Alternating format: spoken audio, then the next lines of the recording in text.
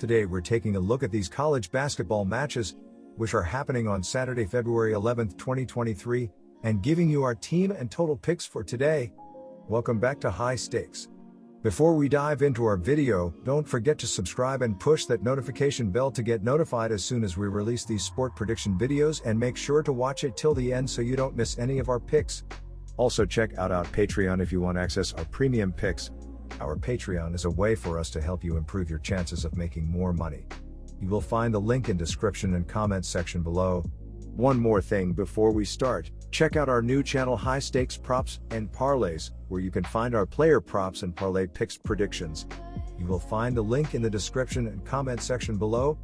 Maryland Terrapins versus Penn State Nittany Lions. I think the perfect word to describe Penn State this year is pesky. While they're not a fantastic team, they've been a thorn in the side of Big Ten contenders throughout the year. You know, you'll have to play a full 40 minutes of quality hoops if you want to beat them. With that being said, I'll back the Nittany Lions to cover on Saturday afternoon. From a statistical standpoint, I think it benefits them greatly that they have an arsenal of scorers. Jalen Pickett, 17.3 ppg, Seth Lundy, 14.7 ppg, and Andrew Funk, 12.7 ppg, can all take over the game at any point and keep the Nittany Lions in any game. This is one of the most efficient offenses in the country, scoring 115.4 points per 100 possessions, 56th. I think Penn State will slow this game down and use their offensive edge to keep themselves in this game as the clock winds down. Let's ride with the Nittany Lions to cover. Building off of that last sentence above, these are two of the slower teams in the country. Penn State is 306th in tempo, averaging just 64.6 possessions per 40 minutes. Maryland comes in at 282nd, 65.2. Furthermore, the Terps' defense is elite this season, limiting opponents to just 94.6 points per 100 possessions, 24th. I think the under is the play on Saturday afternoon. There are a couple of trends that stand out to me in this game. Per OddsShark, the under is 4-1 in the last 5 meetings between these two teams and 5-1 when they play in College Park. Additionally, the under is 14-4 over Maryland's last 18 games. Let's root for defense in this one. Give me the under. Texas Longhorns versus West Virginia Mountaineers.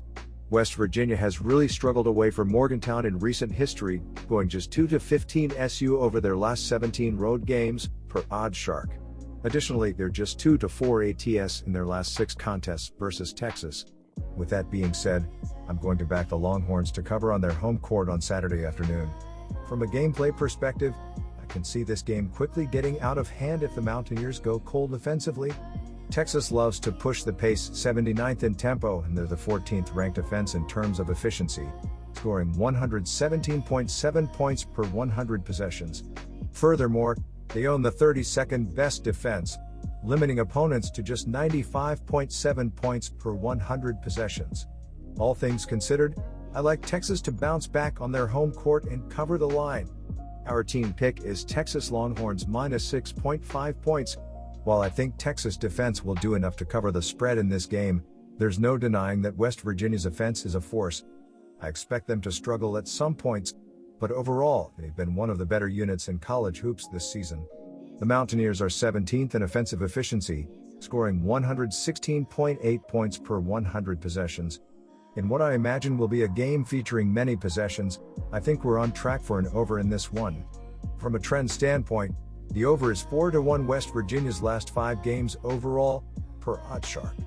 It's also 4-1 in the last 5 meetings between these two teams. Let's root for offense in this Big 12 showdown. Give me the over. Georgetown Hoyas versus Marquette Golden Eagles. When these two met at the beginning of January, the Golden Eagles handled business with ease, winning straight up by 22 and covering a minus 18 spread by 4.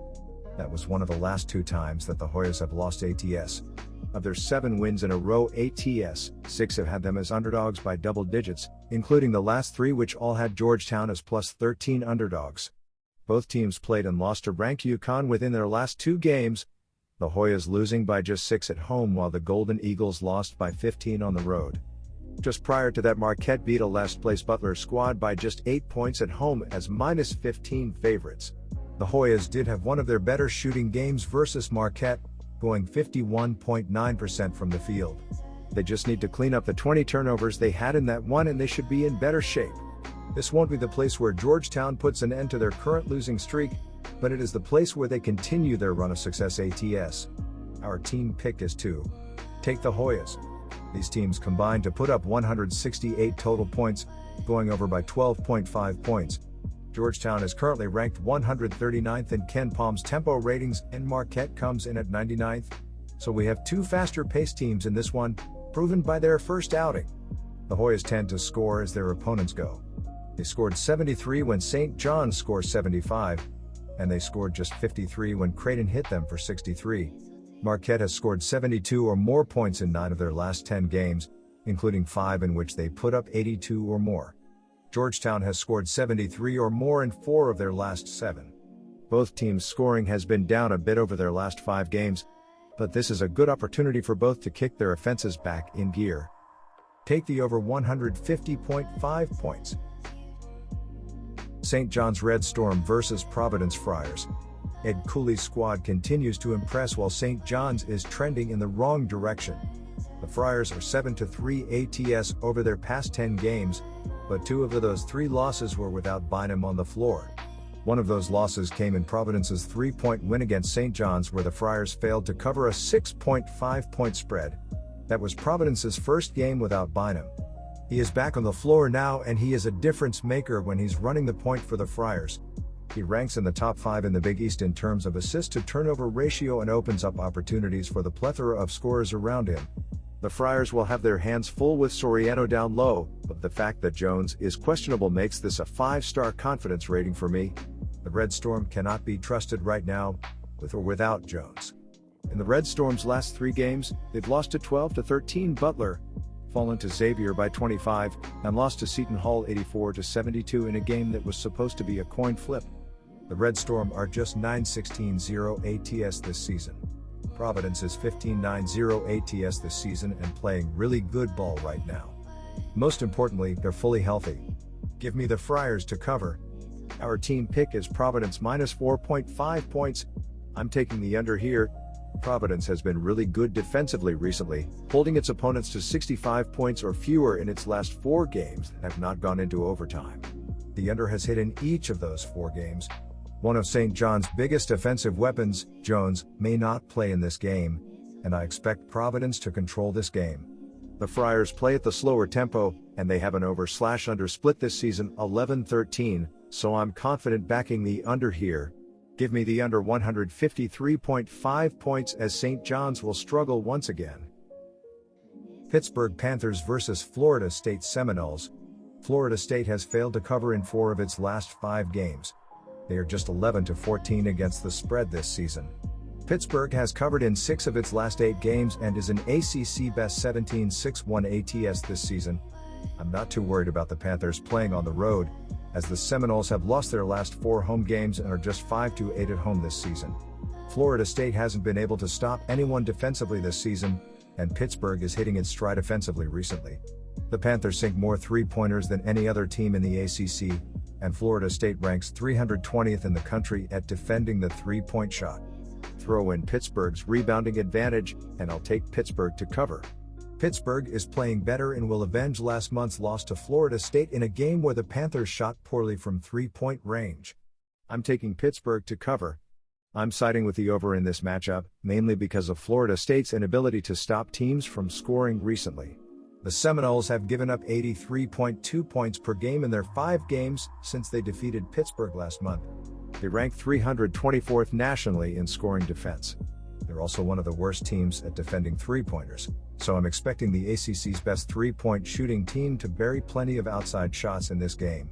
Florida State's adjusted tempo is 91st in the nation, which should help speed up the pace of play. The over has hit in 3 of Florida State's last 4 games. Pittsburgh has an over/under split this season of 14/10.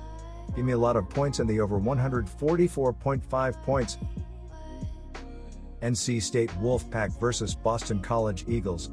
While NC State is ranked number 22 by the Associated Press, the Wolfpack are 49th in the KenPom.com computer rankings. Boston College is 162nd. This is really close in going with recent trends. As mentioned, NC State is 3-4 against the spread on the road. but Boston College is 5-8 ATS at home. NC State is 2-1 as a 5.0 to 7.0 point favorite, while Boston College is 1-1 as a 5.0 to 7.0 point underdog. NC State is 3-2 ATS in its last 5 road games, while Boston College is 3-2 ATS in its last 5 home contests. The Wolfpack are 3-11-2 ATS in their last 16 games against a team with a losing straight-up record. Boston College is coming off one of its best performances, while NC State is coming off one of its worst. Go with the momentum and the Eagles. Our team pick is to take Boston College -7 points. NC State has the ability to force the opponent into playing a transition game. The Wolfpack enter the weekend 10th nationally in fast break points, averaging 15.28 per game. BC averages 7.0 fast break points. The Wolfpack also average 69.3 possessions per 40 minutes according to KenPom.com, which is 78th, while Boston College is at 66.3 for 230th. The over is 4-1 in NC State's last 5 games following a straight-up loss. The over is 6-1 in Boston College's last 7 games following a straight-up win. Out total pick is to take over 141 points. Georgia Bulldogs versus Kentucky Wildcats. The last time these teams met, the Wildcats strutted away with a 14-point win and win ATS as -11.5 favorites. Kentucky shot just 43.9% from the field and 26.7% from 3 in that game and still rolled. They out-rebounded the Bulldogs 44-31 overall and 16-4 on offensive boards. And 2022 Wooden Award winner Oscar Tshiebwe happened to have his best game of the season against Georgia, scoring 37 and pulling down 24 rebounds. The Wildcats' big man has scored a combined 11 points over his last 2 games, so this is a prime opportunity for him to get back on track offensively and put up big numbers all around. On the common opponent front, both teams played Ole Miss within their last 3 games, the Bulldogs losing at home by 4 while the Wildcats won by 9 on the road. Kentucky's shooting has been way up lately, and they are sure to shoot much better against the Bulldogs this time around. They are 3-0 ATS in their last 3 on the road, and I like another one here. Take the Wildcats -7.5 points. The combined total when these two played back in January was 156 points, cruising to the over by 21 points. Both teams have been more prone to their games going over this season, with a combined 27 of their finals hitting above the total granted them. The last 4 Wildcats games have gone over, and the over is 6-1 in their last 7.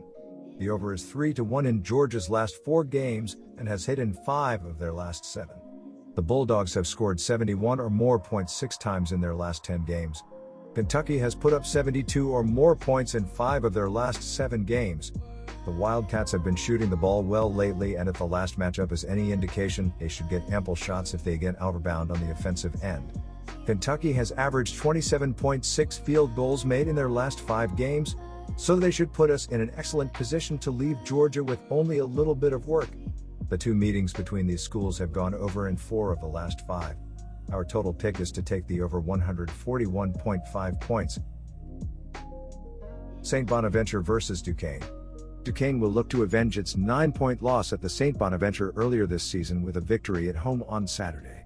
The Dukes have covered the spread 2 straight and in 3 of the last 4, while covering 7 of its last 10. Duquesne will use an above-average offense that is scoring 75.0 points per game and has the 35th best 3-point shooting percentage at 37.2% to outscore the same Bonaventure offense that averages only 67.0 points per game.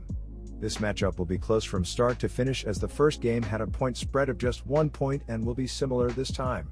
Duquesne is allowing an average of 69.6 points per game but holds opponents to 42.7% shooting, and its average points allowed is slightly higher than St. Bonaventure, but only because the Dukes play a more up-tempo offense, which gives its opponents more looks at the basket. Our team pick is Duquesne Dukes -6.5 points. The total has finished under in 4 of Duquesne's last 6 and in 5 of St. Bonaventure's last 7. In the first meeting between the two, a total of just 121 points was scored and finished well above the closing line of 139 points. St. Bonaventure is 282nd in adjusted tempo at 65.2 and will take their time in each position and not allow Duquesne to err into a running game. Our total pick is under 138 points. Kansas Jayhawks versus Oklahoma Sooners. When these teams last faced off, the Sooners took the Jayhawks to the edge in Lawrence. Since then, the Sooners have dropped 6 of their last 8. Kansas has dropped their last 3 road conference games, but against the struggling Sooners they should get right. Kansas should be able to generate a high number of turnovers here, and likewise the Jayhawks should be able to run their offense largely uninhibited, as the Sooners have not forced many turnovers. Oklahoma has also struggled generating second-chance scoring opportunities, and coupled with their high turnover rate, they simply don't have enough firepower to match the Jayhawks offense that had 5 double-digit scores a game ago. Our team pick is to take the Jayhawks on the road. Kansas is one of the faster teams in the country and are 4th in conference in adjusted tempo with right around 69 possessions per game. Oklahoma has played slow this year, but their last 4 games have had 69 possessions or more. The Sooner offense has been very good inside, and they will look to attack the sometimes thin interior of the Jayhawks. Kansas has been great in transition and should force many turnovers against what has been a lackadaisical approach to ball security by the Sooners.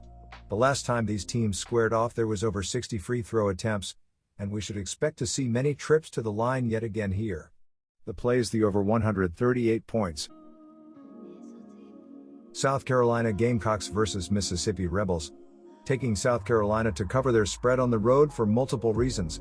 I believe this spread is too high and that we should see line movement to +9 or better closer to game time.